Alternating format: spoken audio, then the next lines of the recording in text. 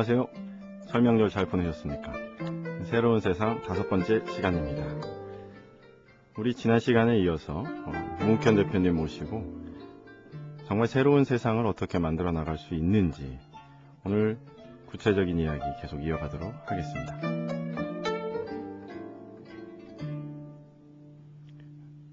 네, 문욱현 대표님 오셨습니다. 안녕하세요. 설 명절 잘 보내셨습니까? 네, 저 어머님 찾아뵙고 그랬습니다. 예.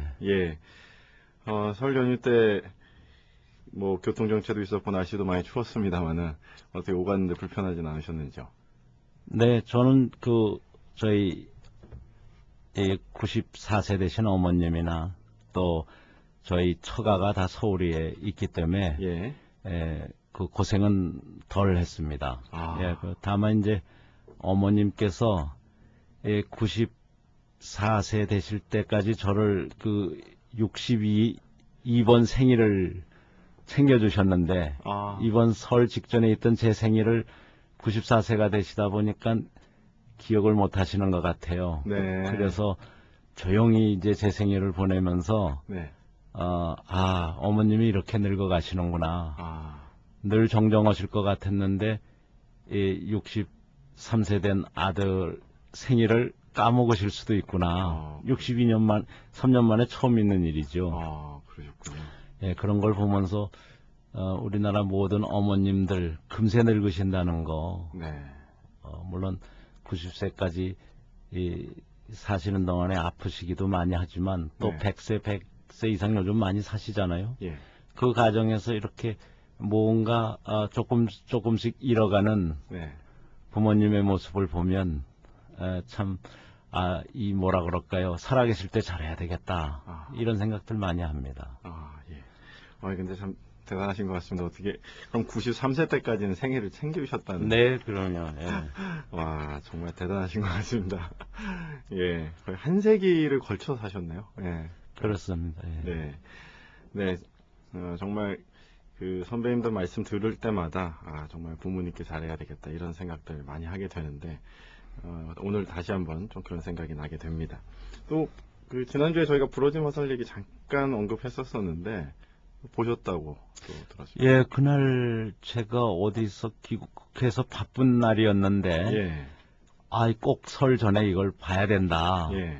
그리고 당신도 피해자고 우리나라의 수많은 사법 피해자와 그 가족이 있는데 꼭 봐야 된다. 그래서 이제 가봤어요. 그랬더니 정말로 그 사법 피해자들이나 그 가족들의 아픔이나 분노가 화살을 이라는 걸로 이렇게 대변되는 것 같고 또 그 부러진 화살을 통해서 진실을 왜곡하려고 하는 권력 기관들 또 부정과 부패에 기생하려고 하는 잘못된 일부 권력들의 모습 그런 걸 잘 그려낸 것 같아요.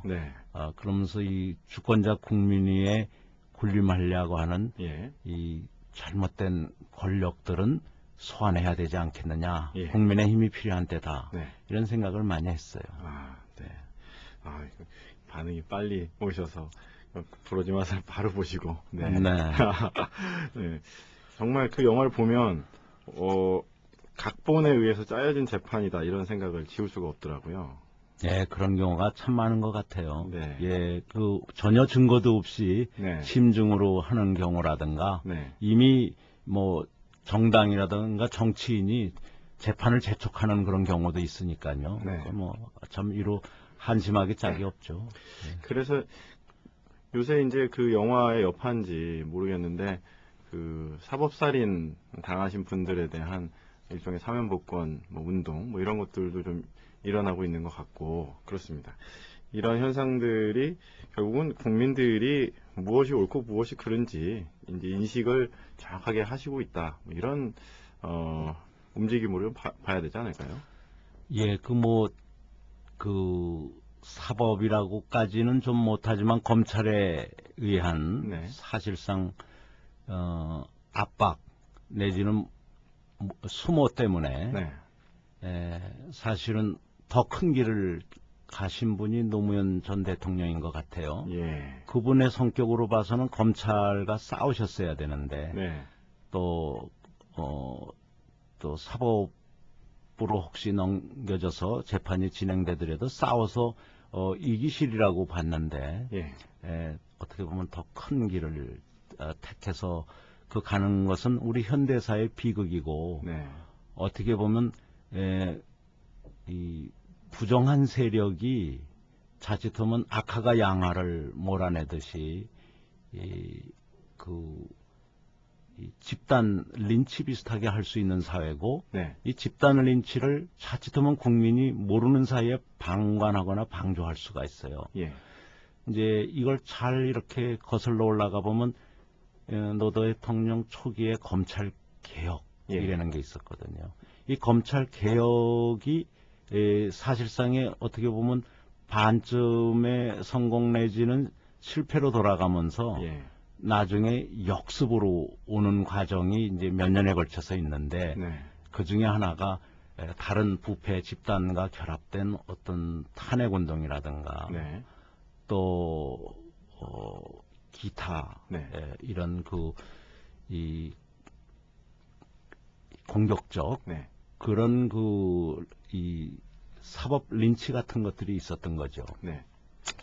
이런 것을 잘 다룬 소설에 이 무쇠탈이라는 소설이 있어요. 우리 한 버스에서 승객들이 같이 타고 가고 있는 속에서 뒷자리에서 이 깡패들이 한 어린 시민 여성을 폭행하는데 모르는 척하고 있는 거예요. 승객들이 전부 다. 무쇠탈을 쓴 것처럼 그 소수 집단이 다수는 다수지만 개개인으로 보면 참으로 약하기 짝이 없는 일반 시민을 집단 폭행하고 린치하는데 여기에 정할 줄 모르는 거예요. 그 장면을 다룬 소설이 이 무쇠탈이라는 소설인데 선우희 선생님 작품이에요. 근데 그런 상황이 지금 이 시대에도 벌어지고 있는 거고 노 대통령을 포함한 많은 분들이 이 사법 피해자의 하나라고 볼 수가 있는 거죠.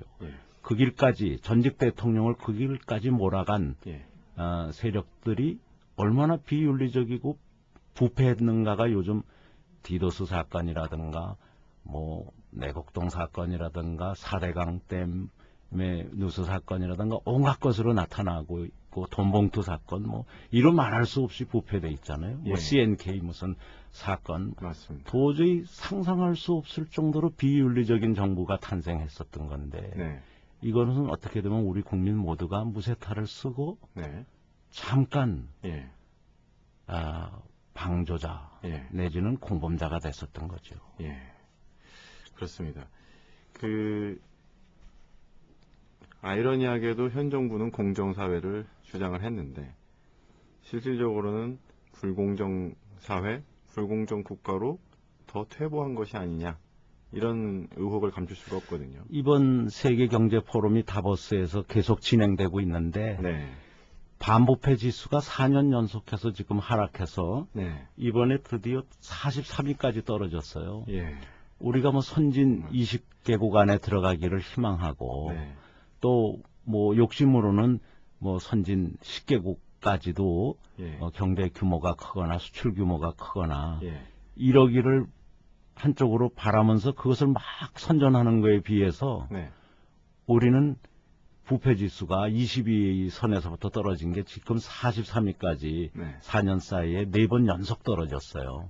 아마 이 정부가 탄생 때부터 어떤 그런 비윤리적인 거가 많다는 것은 상상은 했지만 이토록 온 국민을 괴롭히고 온 국민을 수모와 당혹감에 빠지게 하고 그리고 양극화를 이렇게 심하게 할 줄은 몰랐던 거죠. 이런 것이 지표로 나타나는 게 국제경쟁력 지수라든가 반부패 지수인데 바로 엊그제 그 발표된 세계경제포럼의 대한민국의 반부패 지수를 보면 43위까지 떨어졌습니다. 현 정부 들어서 계속 마이너스 되고 있고 이런 것들을 국제사회에서 지속적으로 모니터링을 하고 있다는 거죠. 예, 인식하고 있는 거죠. 물론 그게 절대적으로 뭐 100% 맞는 신의 경지에 있는 건 아니죠. 네. 그럼에도 불구하고 상당히 널리 적용되고 있는 지수인데 네. 공교롭게라고 그럴까요? 아니면 필연적으로 이번 정권 들어서 4년 연속 네. 지수가 악화되고 있습니다. 네. 우리 대통령께서 해외 순방도 자주 하시고 여러 가지 국빈 방문도 많이 하셨는데 뭐 외국 정상들은 아마 겉으로는 또 뭐 이렇게 웃고 환영을 하는 제스처를 취하지만 속으로는 부패한 어떤 정부의 어떤 지도자 뭐 이런 생각을 또 내심하면서 약간은 또 그런 좀 국격을 좀 가볍게 보는 현상이 나타나진 않을까 우려가 되네요. 이제 한두 번 속일 수는 있어도 네. 오래 속일 수는 없는 것 같고요. 네. 국제사회도 아는 것 같고 온 국민이 이 속을 썩이면서 네. 결국 온 국민이 기존 체제에 대한 거부로서 모든 평가를 바로 하고 있다고 봅니다. 네. 이번에 세계경제 포럼에서 반부패 문제 이 부분이 또 주요 의제로 다뤄진다고 지난번에 한번 우리가 이야기를 나눴었죠. 근데 저희가 봤을 때 이 반부패 문제를 어떻게 해결해야 되느냐에 대한 솔루션을 한국 사회에서는 어디서부터 좀 찾아야 될까? 이 부분을 이제 좀 이야기했으면 좋겠는데요. 어떻게 보십니까? 전 세계적으로 이제 제도에 의해서도 바꿔보려고 그랬어요. 네. 그렇지만 이 제도라는 건 금세 나쁜 사람에 의해서 점령되거나 악용되는 수가 많다는 것을 발견한 거예요. 그래서 세계가 정말 윤리적인 사회가 되고 공정한 사회가 되려면은 평생을 윤리적으로 살아온 사람들이 이 사회 지도층이 돼야 되고 국가 지도층이 돼야 되고 정부라든가 국회라든가 기업의 지도층이 돼야 되는데 우리나라처럼 이렇게 무슨 학연이라든가 종교적 인연이라든가 지연을 중요시하는 사회는 썩을 수밖에 없는 거죠.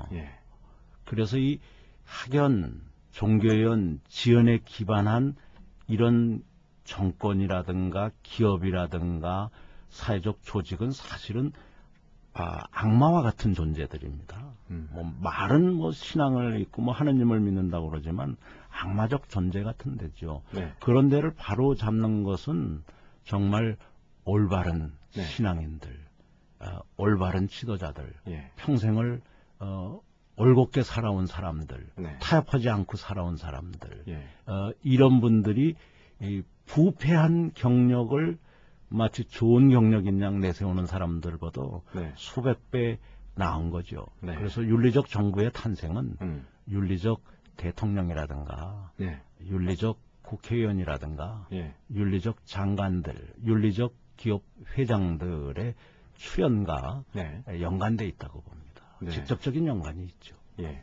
아까 종교연 말씀하셨는데 3대 연출하면은 학연, 혈연, 지연이었는데 이제 현 정부 들어서 이 종교연이 하나 더 생긴 것 같습니다. 우리가 흔히 고소영이라고 많이 하는데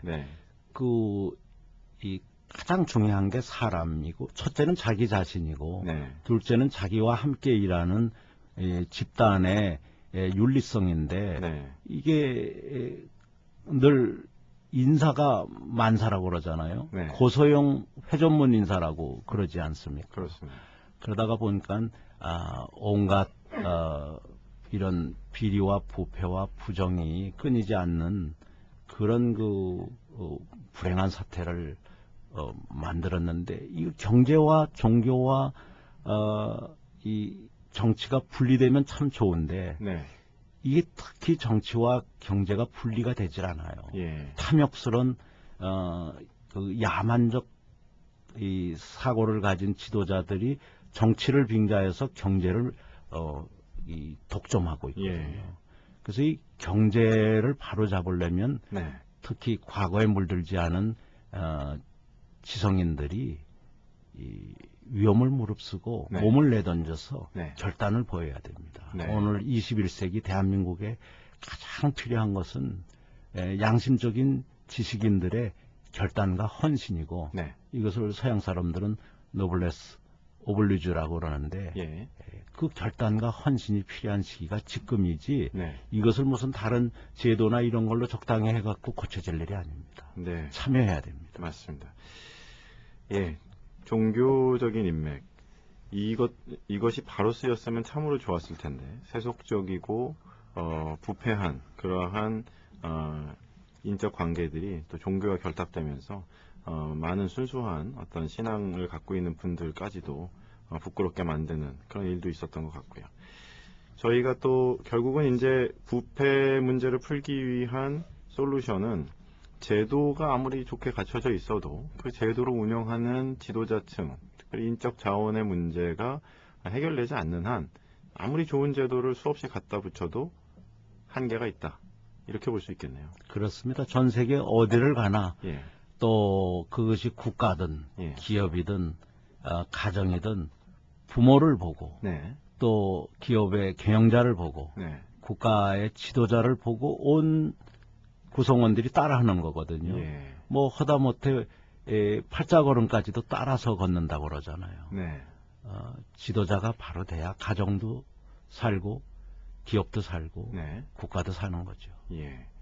그렇습니다. 다시 부러지마살 얘기 잠깐 언급하면은 이제 그 재판에 임하는 교수가 그 구치소에서 법 공부를 굉장히 열심히 하면서 어떻게 보면 변호사보다도 더 정교하게 막 법조문을 들이대면서 재판에 임하는 모습을 보게 되는데 사실 그렇게 보니까 그 법 체계는 상당히 잘 갖춰져 있다 그런 생각을 좀 하게 됐거든요. 근데 저도 이제, 이렇게 예. 그거 보면서 이게 국민들이 법도 알고 네. 정말 정치도 알아야 되겠구나. 예. 그냥 경제 사회가 잘 되고 문화가 잘 되기를 바라는 거가 네. 이런 나쁜 사람들에 의해서 남용되거나 네. 악용될 때 그것을 대항하는 게 그 사람들 스스로 반성하길 기다리는 것보다는 네. 이런 적극적 공부, 예. 적극적 참여 네. 이런 거를 해야 되겠다. 네. 이런 그 자각도 들었습니다. 예, 그렇습니다. 이제 그렇게 보면 우리나라의 법 체계 자체는 그래도 많이 건강하다. 그러나 법을 운용하는 사람들, 법을 해석하고 적용하는 사람들의 문제, 여기에도 하나의 문제가 있겠다. 네, 대표적인 게 이제 헌법 정신들이고 네. 헌법에 보면 참으로 많은 좋은 정신들이 그래도 들어가 있어요. 네. 그 중에 이제 대표적인 게 경제민주주의 조항이라고 하는 이 119조 2항인데 그것을 보면은 정부가 필요할 때 시장의 그 남용이라든가 시장의 독점에 개입할 수도 있고 예. 또 중소기업 등 그 경제 주체들 중에서 약자들을 위한 여러 가지 대책을 마련할 수 있게 돼 있는데 네. 사실은 그 조항을 없애기 위해서 너무나들 많은 집권층이라든가 네. 또 경제 이 주체들 중에서 노력하는 사람들이 많았거든요. 예. 없애기 위해서 노력하는 사람들. 그러는 과정에서 그걸 없애려고 하는 사람이 있다 보니까 그것을 법이라든가 이 규칙이라든가 조례라든가 이런 데서는 당연히 사라지게 되는 거죠. 네. 그런 헌법 정신에 맞는 네. 그런 사회를 만들면 아마 새로운 세상이 탄생하지 않을까 네. 이렇게 생각하는데 네. 지금은 헌법 정신을 유린하는 아주 나쁜 운영들이 참 많은 세상이죠. 네. 그렇습니다. 요새 그 HR 관련된 휴먼 리소스 관련된 쪽이 기업에서는 굉장히 중요한 문제로 대두되고 있는데 그것이 비단 뭐 기업의 영역뿐만 아니라 사회 각층 그리고 특별히 정부 조직이나 정치권에서는 더 필요하겠다. 이번 세계경제 포럼에서도 자본주의의 폐해를 예. 아주 통렬히 반성하면서 네. 세계경제 포럼이 나름대로 늘 토론에 의해서 네. 반성을 하는 이런 조직이고 그리고 예. 진화하는 조직이긴 했지만 예. 그러한 노력만으로 부족했다. 이제 예. 민주주의도 위기에 도달했다고 볼 수 있고 예. 특히 민주주의가 기반하고 있는 이 자본주의가 예. 사실상 실패의 위기 예. 내지는 이 붕괴 위기까지도 왔는데 네. 이것을 바로잡을 방법은 지도층들의 변신이든가 네. 이 지도층들이 스스로 변신을 못하니 예. 새로운 인재가 예. 모든 분야에서 네. 등장해야 되겠다. 네. 그래서 이 새로운 인재론들이 이번 그 다보스에서 많이 얘기가 됐는데요. 네. 이번에 그 개막식 연설을 그 6년 전에 창조적 정부론을 제안했던 앙겔라 메르켈 독일 연방 총리가 와서 예. 했습니다. 그런데 이 앙겔라 메르켈이 6년 전에 주장한 거가 바로 그 얘기였거든요. 여태까지 모든 정부의 조직과 활동과 예산이 남용되거나 오용됐다. 국민을 위해서 쓰이거나 미래를 위해서 쓰이거나 젊은이들을 위해서 쓰이지 못했다. 예. 이제 정부의 모든 조직과 활동과 예산을 일자리 중심으로 네. 그리고 교육 중심으로 재편해 나가자. 예. 그러기 위해서는 정부부터 창조적으로 예. 완전히 다시 태어나야 된다. 예. 이게 6년 전 주장이에요. 예. 근데 이제 독일은 유럽의 경제 공동체의 위기를 이겨내는 네. 하나의 중심축이 됐고 예. 또 독일의 실업률은 13%대에서 6.8% 이하까지 이렇게 개선이 되는데 네. 전 세계는 이제 6년 후에 따라가는 거죠. 예. 참으로 부끄러운 모습이지만 네. 아무튼 이 저만 모델, 독일 모델이 여러 분야에서 어떤 통독의 문제에서도 세계적 교훈을 참 많이 줬습니다. 네. 과거의 교육 혁신이라든가 예. 산림 조성이라든가 이런 또 기후변화 대처라든가 많은 면에서 앞서갔지만 이번에 정부를 재창조하고 네. 사회를 재창조하는 데 있어서 예. 독일이 지난 6년간 아주 좋은 모델을 보이고 있습니다. 네. 새로운 인재, 혁신적인 생각을 갖고 있는 그런 인재 그룹들이 이런 부분, 정부 부문이나 또 공공 부분, 정치권에 대거 유입이 돼서 좀 새로운 바람을 좀 일으켜야 하는데 진입 장벽이 너무 높다는 게 사실 문제가 아닌가 싶습니다. 그렇죠. 우리나라는 이 독점 체제가 예. 모든 분야에 걸쳐져 있죠. 예.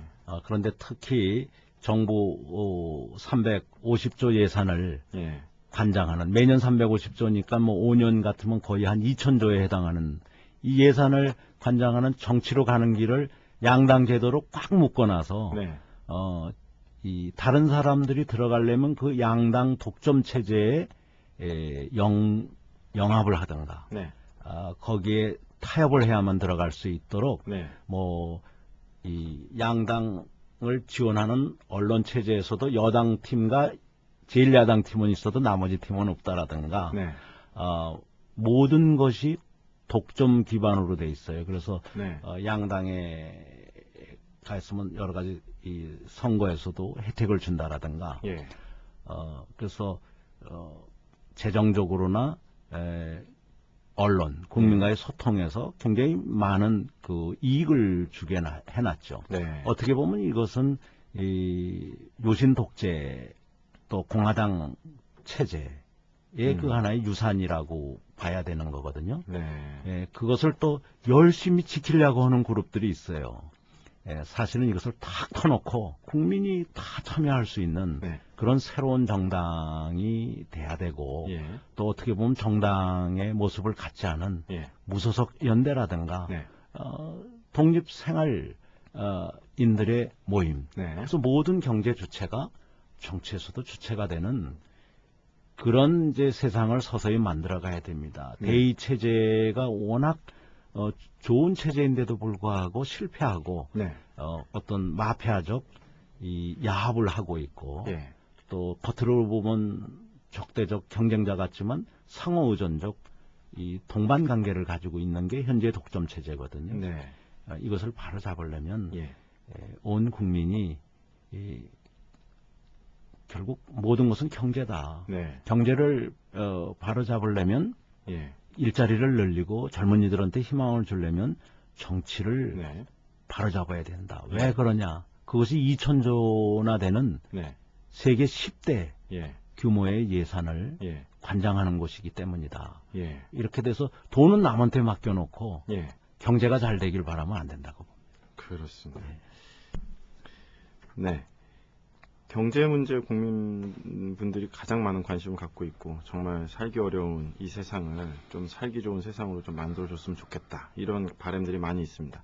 이 경제 문제를 바로잡는 길은 정치 권력을 새롭게 개편하는 일이고 정치 권력을 새롭게 개편하는 일은 새로운 인재들이 정치 권력으로 진입을 해서 새로운 지평을 열어야 한다. 이런 부분들이 이제 이렇게 결론을 질 수가 있을 것 같은데요. 그러면 이제 새로운 인물에 대한 이야기를 조금 했으면 좋겠습니다. 새로운 정치 권력을 바로잡기 위한 새로운 인물은 어떤 인재여야 될까요? 일단 학연이나 종교연이나 지연을 기반으로 이 출세 가도를 달린 사람들은 다 제외해야 된다고 봐요. 네.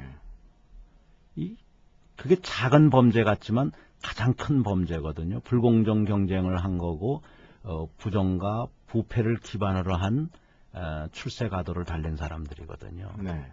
그래서 이 학연, 종교연, 지연이 별거 아닌 것 같지만 전 세계적으로 가장 크게 범죄시하는 네. 공정사회를 해치는 네. 공정 경쟁을 해치는 그런 거라고 보죠. 네. 그래서 일단 반칙을 일삼은 사람들이니까 네. 어떤 게임의 룰이 보이지 않게 예. 뒤에서 은밀하게 학연과 종교연과 지연에 의해서 일어나는 거니까 네. 이것을 타파하는 방법은 이 지금의 양당이 이 산업화라든가 민주화에 나름대로 노력한 것은 있지만 네. 상당 부분 지역에 기반하고 있거든요. 네. 이 지역에 기반하고 거기다 일부 학연을 이용하고 종교연을 이용했던 거거든요. 네. 일부 지도자들이. 예. 국민은 지도자로 생각 안 하지만 본인들이 지도자라고 생각하죠. 네. 이 부분들을 다 이번 기회에 사실은 물갈이가 돼야 되는 거라고 보는 겁니다. 그래서 마침 이 투표라는 법적 제도 장치가 있고 네. 선거라는 그런 법적 제도와 장치가 있기 때문에 이때 온 국민이 네. 특히 이 올바른 이 문제의식과 또 사회적 책임을 느끼는 이런 많은 젊은이들이 이 어르신들과 함께 힘을 합해서 새로운 그 룰이 있는 사회, 네. 학연, 종교연, 지연이 작용하지 않는 이런 사회를 만들어야 돼요. 네. 그러면서도 그 초기의 리더를 누구를 선출하느냐가 굉장히 중요하잖아요. 네. 그럴 때 지난 몇십 년을 예. 그런 것을 이용하지 않고 살아온 사람들이 있어요. 예. 저는 안철수도 그 중에 한 사람이라고 봐요. 네. 박원순도 그 중에 한 사람이라고 봐요. 예. 그 사람들은 학연, 혈연, 지연, 종교연을 이용한 사람들이 절대 아니거든요. 예. 뭐 상황에 따라서는 법륜 스님도 종교적으로는 불교 쪽일지 모르지만 전혀 불교 쪽 사람이 아닌 분들을 도왔거든요. 네. 옛날 김수환 추기경께서나 법정 스님이 그러셨듯이 예. 저는 이런 탈종교적이고 예. 탈지역적인 네. 그런 삶을 살아왔던 분들이 중요하다고 봐요. 예.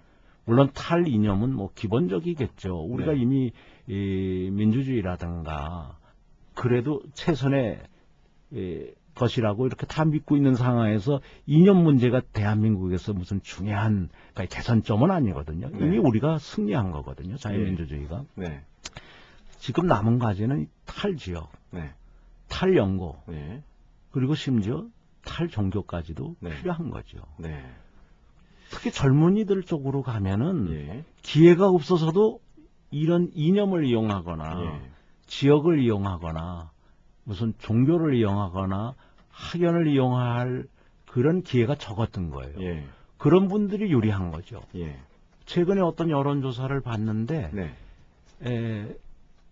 어떤 무소속 그 시장 후보가 어떤 선거의 승리를 위해서 B당으로 가야 될 것이냐 이런 여론조사가 있는데 그 B당이 어떤 지역을 기반하고 있어요. A당 못지않게. 네.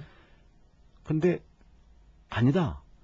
나는 75% 이상이 B당과 연고가 있는 지역에 있는 사람이지만 나는 그냥 당신이 무소속으로 끝까지 가서 시장이 되기를 바란다. 네. 이런 사람이 전체 응답자 중에 75% 가까이 됐다고 그래요. 예. 젊은이들은 이미 탈지역적인 거예요. 네. 젊은이들은 이미 탈연고적이고 탈종교적인 거예요. 네. 근데 어르신들 중에 일부가 네. 이걸 악용하는 거거든요. 이 1%도 안 될지도 몰라요. 네. 그 1%도 정말 안 되는 사람들한테 99%의 운명을 맡겨서는 안 되는 거거든요. 네. 학연, 지연, 종교연, 혈연 이런 것들이 작동하는 계층이나 그런 인적인 네트워크는 한 1% 정도 내에서 이런 것들이 좀 강력하게 작동하는 것 같고 대다수의 국민들은 사실 이런 것들로부터 이제는 거의 무관하게 살고 있지 않느냐 또 그런 생각이 좀 드네요. 예. 뭐 일부에서는 1%는 넘을 거다. 네. 10% 가까이가 네. 음으로 양으로 그것을 이용하면서 살고 있다. 네. 그러나 80~90%의 일반 국민과 중산층과 서민은 예. 사실은 그런 거로부터 자유스럽다. 네. 그런데 그렇게 깊이 빠져 있지 않다. 네. 그래서 선거라든가 투표제도를 통해서 젊은이들이 문제의식을 제기하고 네. 결단을 내리고 네. 실천을 하면 네. 세상은 바뀔 수 있다. 네. 이렇게 보는 거죠. 그렇습니다. 정말 한 10%만 독점하고 있는 어떤 그러한 그 학연, 지연, 혈연, 종교연 같은 것들을 이제는 좀 극복하고 공정한 경쟁에 의해서 또 새로운 인재들이 진입할 수 있는 구조를 빨리 만들어야 되겠다 그런 생각이 많이 듭니다. 특별히 요번에 보니까 그 학연, 혈연, 지연, 종교연에 무관한 젊은이들은 다 공채 뭐 이런 그래서 공무원이나 이제 그러한 그 공개 경쟁이 약간 공정하게 보장된다라고 하는 쪽에 몰리는 게 아니냐 그런 생각이 좀 들거든요. 그 공채 쪽에 젊은이들이 많이 이제 당연히 가야 되겠죠. 그러나 네. 이제 공무원 쪽에 이렇게 몰리는 것은 바람직한 건 아니라고 봅니다. 네. 골고루 인재들이 가야 된다고 보는데 예. 가장 공부를 많이 한 사람들이 이 공무원 쪽으로 많이 가다가 보면 네. 국민은 못 살고 양극화해서 자살도 많고 네. 처참한 생활고를 겪고 있는데 공무원들 사무실이 전 세계에서 최고로 좋아질 수 있거든요. 예. 왜냐하면 새로운 엘리트들이 네. 기존에 부패하거나 부정한 엘리트들을 개혁시키지 못하고 거기 가서 같이 탐닉하는 거예요. 그러면서 결국 정부 청사를 전 세계에서 가장 크고 아름답고 화려한 것으로 만들고 네. 국민은 도탄에 빠져 있는 거거든요. 네. 이거는 정말 부끄러운 일이에요. 이것이 중앙정부 청사든 시청사든 네. 구청사든 군청사든 법원청사든 검찰청사든 전 세계에서 가장 크고 아름답고 화려하게 돼 있을 이유가 뭔지 예. 이것은 1% 기득권층들이 얼마나 국민을 무시하고 있고 네. 경제를 무시하고 있고 네. 이것을 마치 통제된 네. 동물농장에 나온 1%의 나폴레온들이 네. 세상을 다시 통제하는 사회를 만드는 그런 모습이거든요. 예. 그래서 이거는 반드시 바로잡아야 되고 젊은이들이 나약하게 예. 그 탐욕스러운 1% 한쪽으로 몰려 들어가서는 안 돼요. 일부는 가야죠. 네. 가서 개혁해야죠. 네. 그러나 다 가면 자칫하면 비판 세력이 없어지면서 함께 네. 정부 청사가 세계에서 가장 크고 아름다워도 부끄러울 줄을 모르는 네. 국민이 한쪽에서 심지어 굶어 죽는 사람이 있는데도 예. 자살하는 사람이 몇만 명이 나오는데도 예. 반성할 줄 모르는 네. 공무원이 될 수도 있어요. 예.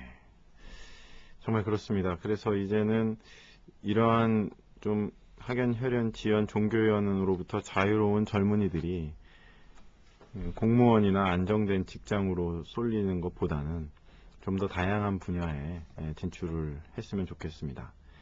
그리고 무엇보다도 특별히 정치 권력을 새롭게 변화시키는데 이러한 인재들이 들어왔으면 좋겠다. 그런 생각을 하게 됩니다. 그러면은 이제 어떠한 그 그릇으로 이 젊은이들을 담아야 되느냐. 저희가 이제 계속 살펴본 바로는 양당의 그릇에는 이러한 새로운 연구와 무관한 신인들을 담을 그릇이 별로 많지 않은 것 같습니다.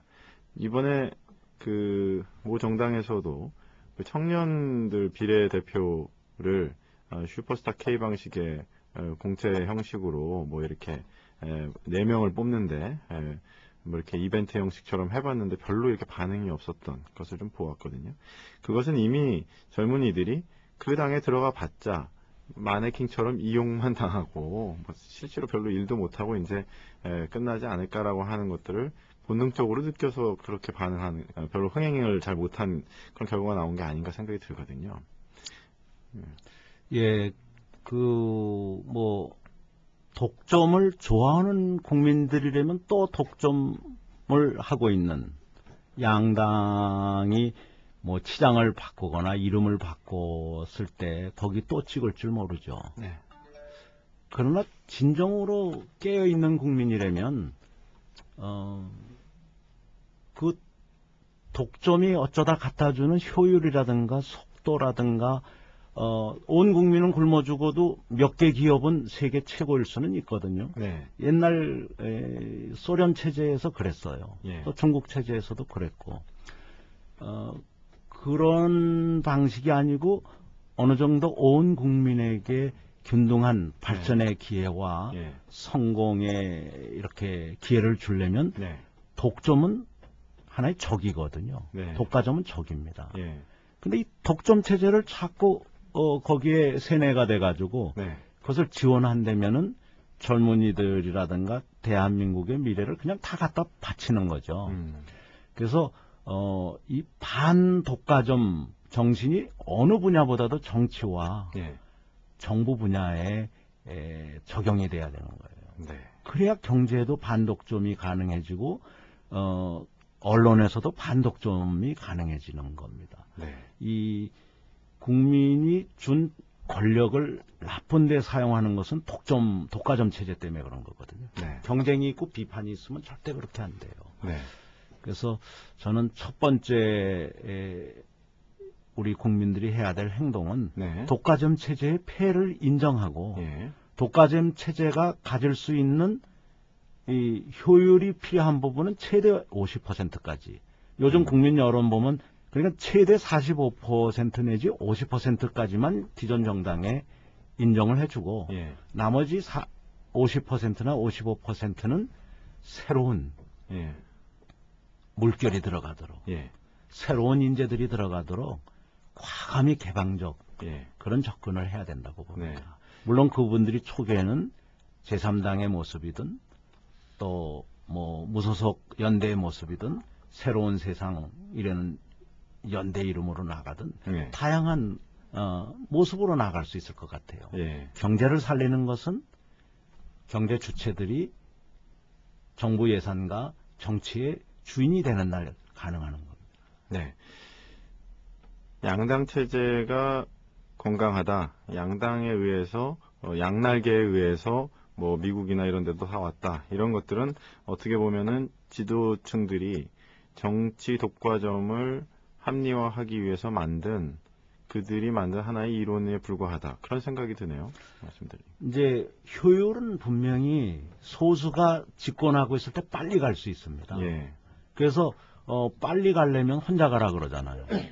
그러나 멀리 가려면 다 같이 가자 그러잖아요. 우리 빨리 가다가 보니까 한국 정치 경제에도 이 모양이 된 거고 미국의 국제적 지위라든가 경제라든가 정치도 참 한심하게 된 거거든요. 왜 그냥 빨리 가려고 그러고 양당 독점 체제라 그런 겁니다. 이 양당 독점 체제는 반성하고 개혁돼야 될 부분이 너무나 많은 거예요. 양당 독점 체제의 개혁. 이것이야말로 2012년도 전 국민의 무의식 속에 자리 잡고 있는 열망이 아닌가 그런 생각이 듭니다. 그러기 위해서는 아까 말씀하셨던 정말 무소속 연대든지 새로운 제3 정치의 가치를 구현할 수 있는 정당이라든지 이런 부분으로 새로운 인재들이 많이 출마를 하고 그러한 인재들이 또 당선이 될 수 있는 국민들의 지지 이런 것들이 필요하다 이렇게 볼 수 있겠네요.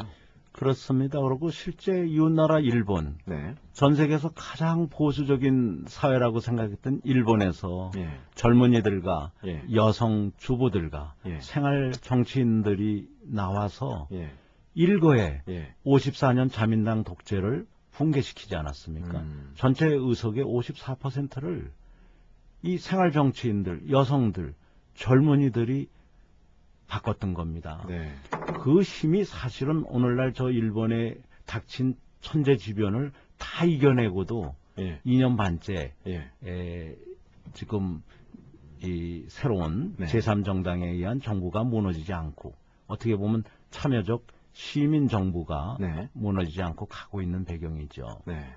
이것은 또 어떻게 보면 앙겔라 메르켈의 독일 연방 정부의 정신이기도 하고요. 그분은 네. 독일 중에서도 동독 출신 여성 소수파였거든요. 네. 그런데도 결국은 독일을 살리고 지금 유럽을 지탱하는 아주 큰 개혁의 힘이 되고 있죠. 네. 미국에서도 Opportunity for America라 그래서 OFA라고 네. 많은 젊은이들이 SNS를 통해서 예. 어떻게 보면 소수파 중에 소수파였던 오바마를 일단 다양성의 상징 내지는 개혁의 상징으로 만드는 데까지는 성공했는데 예. 그 다음에 저항선을 지금 못 넘어가고 있는 거죠. 네. 그 저항선을 저지선을 넘어간다면 미국에서도 더 큰 변화가 일어날 수 있는데 네. 오바마 대통령에 대한 많은 SNS 세력들의 지지층들의 지지에도 불구하고 네.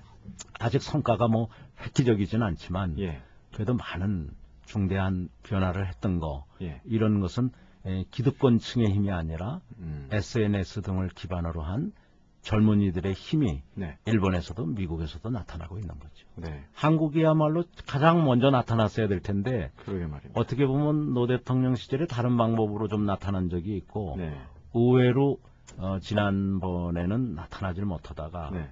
최근에 예. 시장 보선에서 좀 나타났던 것 같습니다. 네. 양당 체제를 거부하는 제3의 어떤 정치가 군소 정당 형태로 나타나다 보니까 결과적으로는 국민들이 사표 심리를 방지하기 위해서 그런 부분들을 이제 결정적인 순간에 지지를 하지 않고 유보하는 그런 경향이 나타나지 않았느냐 그런 생각이 좀 들거든요. 그럼에도 불구하고 이 독과점 체제는 막아야 됩니다. 네. 특히 독과점으로서 썩지 않기란 거의 불가능한 거거든요. 네. 이것을 썩지 않게 하려면은 항상 제3, 네. 제4의 노력이 있어야 되고 네. 그래서 지금은 어려 보이고 지금은 허술해 보이더라도 양심적인 그런 소수들이 이 국회에 많이 진출하게 해서 네. 그냥 소수로 남아있던 재산교섭단체로 남아있던 네. 국민을 진정으로 대변하는 또 양당을 거부하는 국민 55%를 대변하는 사람들이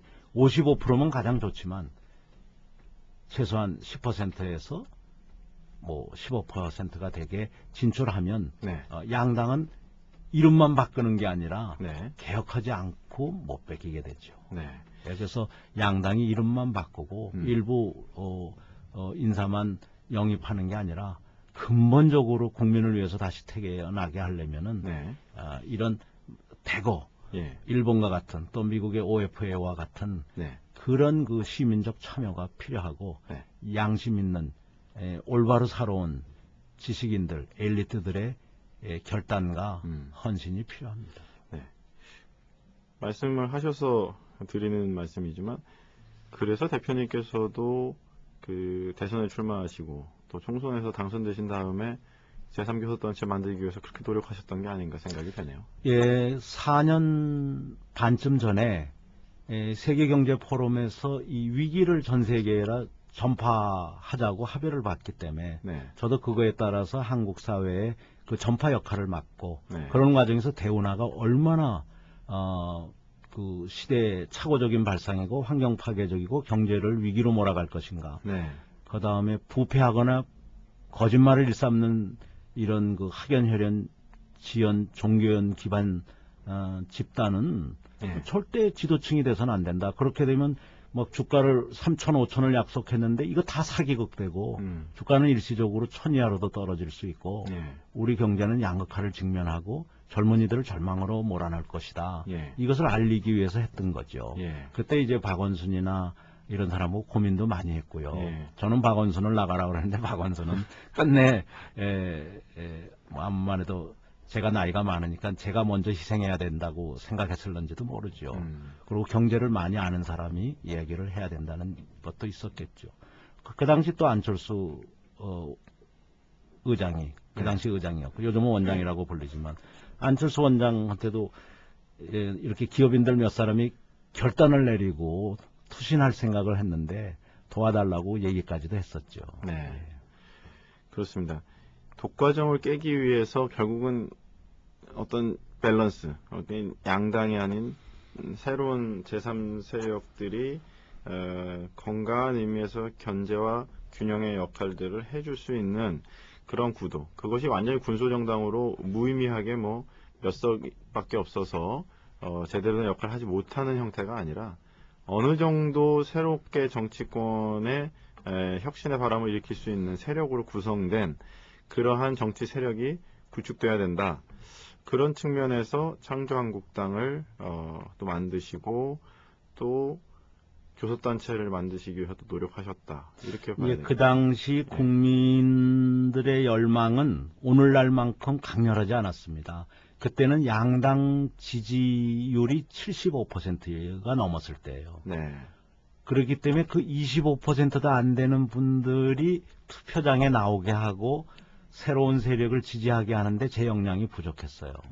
근데 이번에는 저보다 훨씬 신뢰를 많이 받는 젊은 CEO라든가 젊은 사회 지도층이 많이 나와 계시고 그 다음에 양당을 거부하는 그 국민 수가 여론조사에 의하면 55%를 넘었어요.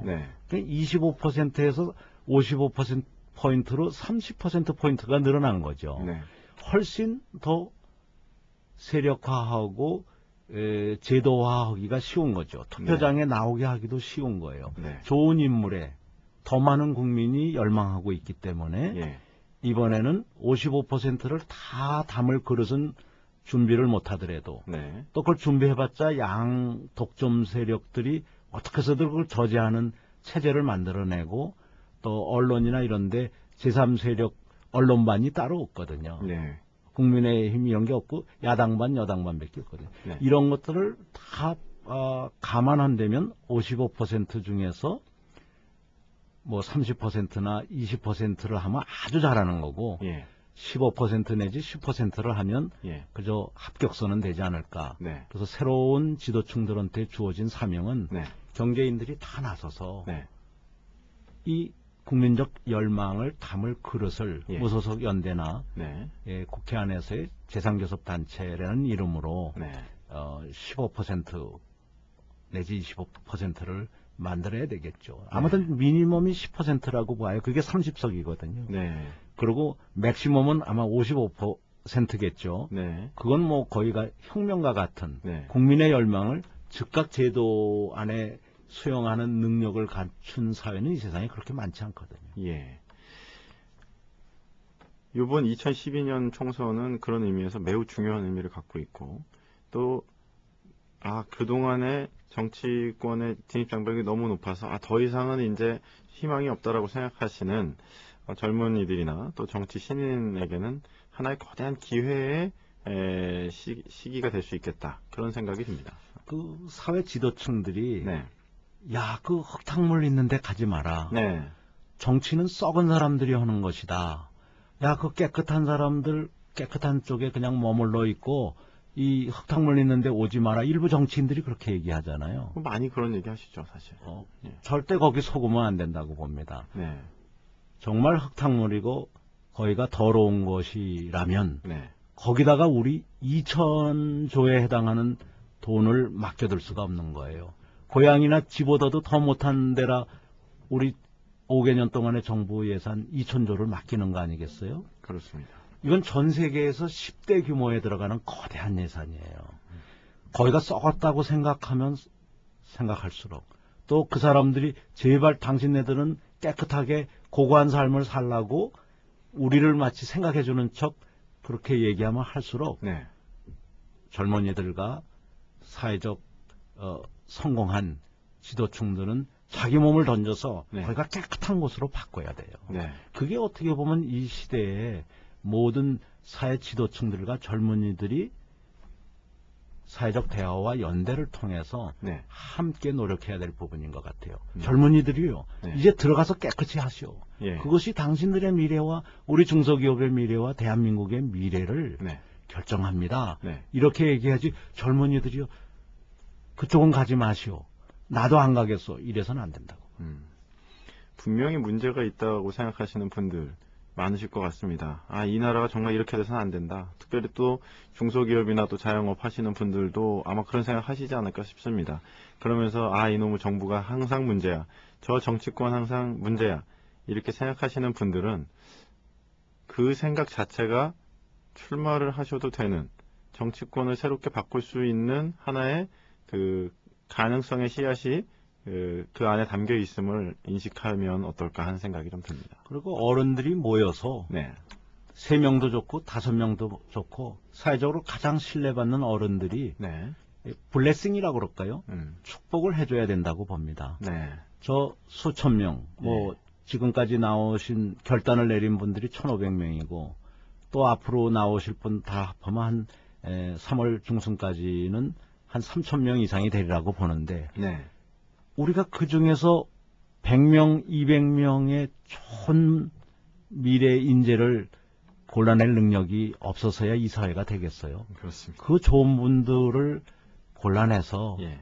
감별해서 그분들에게 축복을 주고 예. 내가 직접 나가지는 못하지만 예. 당신네들이 저 흙탕물이고 썩어대는 저쪽에 가서 죽지 않고 살아오도록 네. 그리고 깨끗하게 하도록 예. 함께 하겠다. 예. 이런 의지를 보이는 지도층도 나서야 된다고 봐요. 네. 그렇습니다. 아까 말씀하셨던 뭐 안철수 또 법륜 이런 분들이 또 그러한 블레싱을 해주실 수 있는 분이 아닐까 생각이 드네요. 예, 깨끗하게 살아오신 분들이 의외로 많거든요. 네. 예. 정말 정치 권력의 중요성 아무리 강조해도 지나치지 않은 것 같습니다.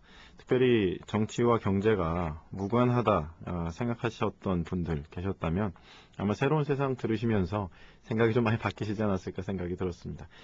우리 문 대표님께서도 그런 블레싱을 해주시는 그런 역할을 이번 총선에 감당해 주시면 어떨까요? 저는 요즘 중국 경제인 단체 2군데에 네. 에서 중국의 육체 근로자를 지식 근로자로 만들어 달라는 네. 그 부탁을 받고 그쪽에 많이 다니다 보니까 한국에 시간을 많이 쏟지 못하는 걸 정말 죄송하게 생각해요. 네. 그렇지만 정말 경제를 살리려면 네. 그 지원 체제인 뭐 정부라든가 네. 국회라든가 예. 언론이라든가 예. 교육이라든가 다 같이 개혁돼야 되거든요. 네. 그런 측면에서 온 국민과 함께 네. 우리가 뭐 중국에 있든 미국에 있든 한국에 있든 힘을 합해서 네. 2012년이 네. 새로운 세상을 만드는 그런 그 원년이 됐으면 합니다. 네. 네, 감사합니다. 오늘 대표님과 말씀을 나누면서 정말 2012년 특별히 총선과 대선을 앞둔 이 대한민국이 절망의 시기를 연장할 것이냐 아니면 새로운 세상을 만들 수 있는 기회의 시기가 될 것이냐라고 하는 분수령의 시점에 있구나를 또 알게 됐고 가능성이 전혀 없지는 않겠다 그런 생각이 들었습니다. 네, 오늘 말씀 감사하고 또 다음 시간에 뵙고 어떻게 하면 좀 더 이 새로운 세상들을 구체적으로 만들어 나갈 수 있을지 계속 이야기했으면 좋겠습니다. 오늘 귀한 시간 내주셔서 감사합니다. 네, 고맙습니다.